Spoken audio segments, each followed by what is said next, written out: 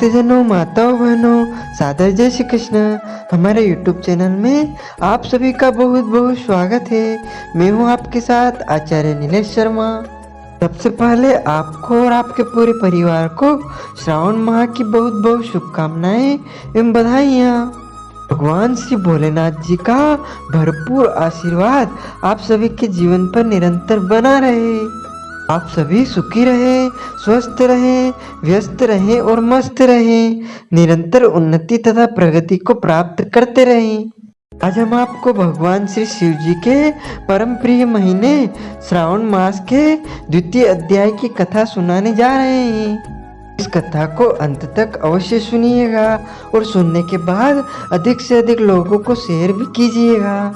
कल हमने आपको अध्याय 1 की कथा सुनाई थी। उसमें श्री सनत कुमार ने महादेव से प्रश्न किए थे कि आपको श्रावण का महीना इतना अत्यधिक प्रिय क्यों है। उसी का जवाब देते हुए भगवान शंकर यानी कि ईश्वर बोले, हे महाभाग, आपने बहुत ही उचित बात कही है। हे ब्रह्मपुत्र, आप विनम्र है, गुणी है, श्रद्धालु तथा भक्ति संपन्न श्रोता है। हे अनग, आपने श्रवण मास के विषय में विनम्रता पूर्वक जो पूछा है उसे तथा जो नहीं भी पूछा है वह सब अत्यंत हर्ष तथा प्रेम के साथ मैं आपको बताऊंगा। द्वेष न करने वाला सबका प्रिय होता है और आप उसी प्रकार के विनम्र हैं, क्योंकि मैंने आपके अभिमानी पिता ब्रह्मा का 5वां मस्तक काट दिया था, तो भी आप उस द्वेष भाव का त्याग कर मेरी शरण को प्राप्त हुए हैं। अतः हे तात, मैं आपको सब कुछ बताऊंगा, आप एकाग्रचित होकर सुनिए। हे योगिन, मनुष्य को चाहिए कि श्रावण मास के नियम पूर्वक निर्घट कठोर व्रत करें और पूरे महीने भर प्रतिदिन रुद्राभिषेक करें। अपनी प्रत्येक प्रिय वस्तु का इस समय में त्याग कर देना चाहिए। पुष्पों, फलों, दांतों, तुलसी की मंजरी तथा तुलसी दलों और बिल्व पत्रों से शिव जी की लक्ष्य पूजा करनी चाहिए। 1 करोड़ शिवलिंग बनाना चाहिए और ब्राह्मणों को भोजन करना चाहिए। महीने भर धारण पारण व्रत अथवा उपवास करना चाहिए। इस मास के लिए मेरे लिए अत्यंत प्रीतिकर पंचामृताभिषेक करना चाहिए। इस मास में जो जो शुभ कार्य कर्म किया जाता है वह अनंत फल देने वाला होता है। हे मुने, इस माह में भूमि पर सोए, ब्रह्मचारी रहें और सत्य वचन बोले। इस मास को बिना व्रत के कभी व्यतीत नहीं करना चाहिए। फलहार अथवा अविष्यान ग्रहण करना चाहिए। पत्ते पर भोजन करना चाहिए। व्रत करने वाले को चाहिए कि इस माह में शाक का पूर्ण रूप से परित्याग कर दे। हे मुनिश्रेष्ठ, इस माह में भक्ति युक्त होकर मनुष्य को किसी न किसी व्रत को अवश्य करना चाहिए। सदाचार परायण, भूमि पर शयन करने वाला, प्रातः स्नान करने वाला और जितेंद्रिय होकर मनुष्य को एकाग्र किए गए मन को प्रतिदिन मेरी पूजा करनी चाहिए। इस समय में किया गया पुरुषारण निश्चित रूप से मंत्रों की सिद्धि करने वाला होता है। इस मास में शिव के षडाक्षर मंत्र का जाप अथवा गायत्री मंत्र का जाप करना चाहिए और शिव जी की प्रदक्षिणा, नमस्कार तथा देवपरायण, वेद परायण करना चाहिए। पुरुष सूक्त का पाठ अधिक फल देने वाला होता है। इस मास में किया गया ग्रह यज्ञ, कोटि होम, लक्ष्य होम तथा आयुध होम शीघ्र ही फलीभूत होता है और अभिष्ट फल प्रदान करता है। जो मनुष्य इस मास में एक भी दिन व्रतहीन व्यतीत करता है वह महाप्रलय पर्यंत घोर नरक में वास करता है। यह मास मुझे जितना प्रिय है उतना कोई अन्य मास प्रिय नहीं है। यह मास सकाम व्यक्ति को अभिष्ट फल देने वाला तथा निष्काम व्यक्ति को मोक्ष प्रदान करने वाला है। हे सताम, इस मास के जो व्रत तथा धर्म है उन्हें मुझ में सुनिए।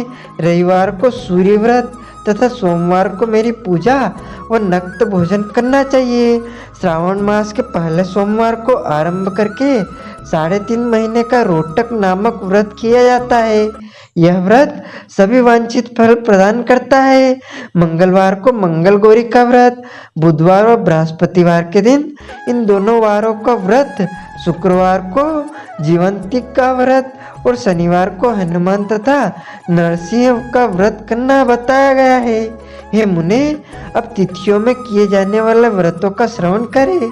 श्रवण के शुक्ल पक्ष की द्वितीय तिथि को औदुंबर नामक व्रत होता है। श्रावण के शुक्ल पक्ष की तृतीय तिथि को गौरी व्रत होता है। इसी प्रकार शुक्ल की चतुर्थी तिथि को दुर्वा गणपति नामक व्रत किया जाता है। हे मुने, उसी चतुर्थी का दूसरा नाम विनायक की चतुर्थी भी है। शुक्ल पक्ष में पंचमी तिथि नागों के पूजन के लिए प्रशस्त होती है। हे मुनिश्रेष्ठ, इस पंचमी को रोरव कल्पादि नाम से जानिए। षष्ठी तिथि को सुपोदन व्रत और सप्तमी तिथि को शीतला व्रत होता है। अष्टमी अथवा चतुर्दशी तिथि को देवी का पवित्रारोपण व्रत होता है। इस माह के शुक्ल तथा कृष्ण पक्ष की दोनों नवमी तिथियों को नक्त व्रत करना बताया गया है। शुक्ल पक्ष की 10वीं तिथि को आशा नामक व्रत होता है। इस मास में दोनों पक्षों में दोनों एकादशी तिथियों को इस व्रत की कुछ और विशेषता मानी गई है। श्रावण मास के शुक्ल पक्ष की 12वीं तिथि को श्री विष्णु का पवित्र रोपण व्रत बताया गया है। इस 12वीं तिथि को भगवान श्रीधर की पूजा करके मनुष्य परम गति प्राप्त करता है। उत्सर्जन, उपाकर्म, सभादीप, सभा में उपकाप कर्म, इसके बाद रक्षाबंधन, पुनः श्रावण कर्म, सर्पबलि और हयग्रीव का अवतार, ये 7 कर्म पूर्णमासी तिथि को करने हेतु बताए गए हैं। श्रावण मास के कृष्ण पक्ष में चतुर्थी तिथि को संकष्ट चतुर्थी व्रत कहा गया है और श्रावण मास के कृष्ण पक्ष की पंचमी तिथि के दिन मानव कल्पादि नामक व्रत को जानना चाहिए। हे द्विजोत्तम, कृष्ण पक्ष की अष्टमी तिथि को श्री कृष्ण का पूर्णावतार हुआ। इस दिन उनका अवतार हुआ, अतः महान उत्सव के साथ इस दिन व्रत करना चाहिए। हे मुनिश्रेष्ठ, इस अष्टमी को मनुवादी तिथि जानना चाहिए। श्रावण मास की अमावस्या तिथि को पिठोरा व्रत कहा जाता है। इस तिथि में कुशों का ग्रहण और वृषभों का पूजन किया जाता है। इस मास में शुक्ल पक्ष की प्रतिपदा तिथि से लेकर सब तिथियों के पृथक पृथक देवता है। प्रतिपदा तिथि के देवता अग्नि, द्वितीय तिथि के देवता ब्रह्मा, तृतीय तिथि की गौरी और चतुर्थी तिथि के देवता गणपति है। पंचमी के देवता नाग है और षष्ठी तिथि के देवता कार्तिकेय है। सप्तमी के देवता सूर्य और अष्टमी के देवता शिव है। नवमी की देवी दुर्गा, 10वीं के देवता यम और एकादशी तिथि के देवता विश्वेशदेव है कहे गए हैं। द्वादशी के विष्णु तथा त्रयोदशी के देवता कामदेव है। चतुर्दशी तिथि के देवता शिव, पूर्णिमा के देवता चंद्रमा, अमावस्या के देवता पितर है। ये सब तिथियों के देवता कहे गए हैं। जिस देवता की जो तिथि हो उस देवता की उसी तिथि में पूजन करना चाहिए। प्रायः इसी मास में अगस्त्य का उदय होता है। हे मुने, मैं उस काल को बता रहा हूँ, आप एकाग्रचित होकर सुनिए। सूर्य के सिंह राशि में प्रवेश करने के दिन से जब 12 अंश 40 घड़ी व्यतीत हो जाती है तब अगस्त्य का उदय होता है। उसके 7 दिन पूर्व से अगस्त्य को अर्घ्य प्रदान करना चाहिए।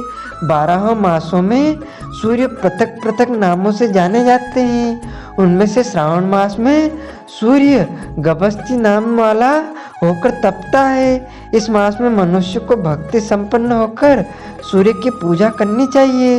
हे सत्तम, 4 मासों में जो वस्तुएं वर्जित है उन्हें सुनिए। श्रावण मास में साग तथा भाद्रपद में दही का त्याग कर देना चाहिए। इसी प्रकार अश्विन में दूध तथा कार्तिक में दाल का परित्याग कर देना चाहिए।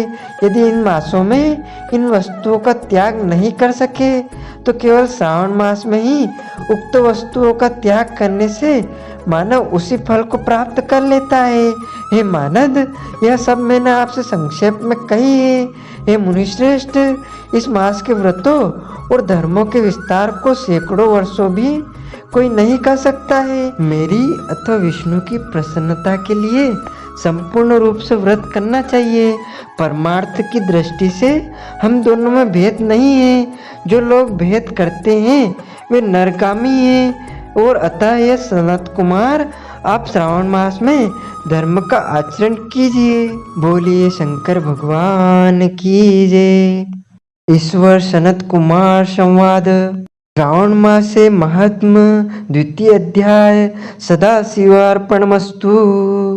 भक्तजनों, माताओं बहनों, यदि आप श्रावण मास की कथा के निमित्त या फिर श्रावण मास के निमित्त कोई भी दान पुण्य करना चाहते हैं, हमारे माध्यम से कोई पूजा पाठ अनुष्ठान संपन्न कराना चाहते हैं, महामृत्युंजय मंत्र का जाप करवाना चाहते हैं, रुद्राभिषेक करवाना चाहते हैं, शिवार्चन करवाना चाहते हैं, तो इस हेतु अपना नाम व गोत्र हमें व्हाट्सएप के माध्यम से भेजिएगा तथा नगद राशि फोन पे के क्यूआर कोड से माध्यम से पहुंचाकर श्रावण मास का संपूर्ण पुण्य लाभ अर्जित कर सकते हैं।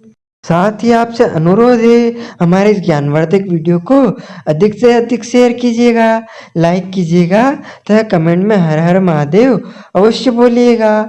आपको और आपके पूरे परिवार को हर हर महादेव। सादर जय श्री कृष्ण।